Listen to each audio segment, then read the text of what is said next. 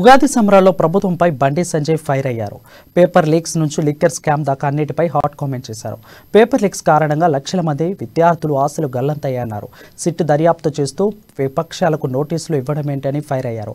మేము ఆధారాలు ఇస్తే ఇక సిట్ ఏం దర్యాప్తు చేస్తుందన్నారు. టీఎస్పీఎస్సీ లీకేజీకి బాధ్యత వహిస్తూ మంత్రి కేటీఆర్ రాజీనామా చేయాలని డిమాండ్ చేశారు. సిట్టింగ్ చర్చతో లీకేజీ వ్యవహారంపై విచారణ జరిపించాలని కోరారు. టీఎస్పీఎస్సీ అభ్యర్థుల కోచింగ్కు ఆయన ఖర్చుగాను ₹1,00,000 భృతిని తక్షణమే చెల్లించాలని ప్రభుత్వాన్ని బండి సంజయ్ డిమాండ్ చేశారు.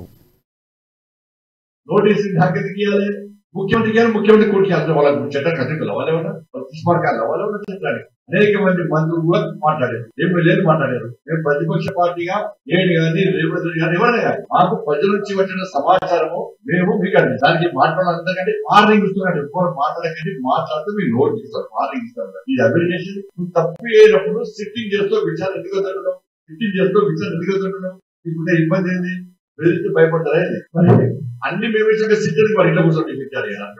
ముఖ్యమంత్రికి ఫస్ట్ విచారణ, ముఖ్యమంత్రి పిలిపి ముఖ్యమంత్రి కొడుకు కూడా మాట్లాడి ముఖ్యమంత్రి కొడుకు నోటీసు ఒక అంటాడు మంత్రి భూమి తెల్లారితే భూమి కబ్జాలి, ఒట్టు కూడా కబ్జాలి. మున్సిపల్ నిర్మల్లో మున్సిపల్ శానిటేషన్ సిబ్బంది మున్సిపల్ సిబ్బంది పనిచేసుకుంటారు. ఆయన అంటాడు అప్పుడప్పుడు సర్వసాధారణ మాట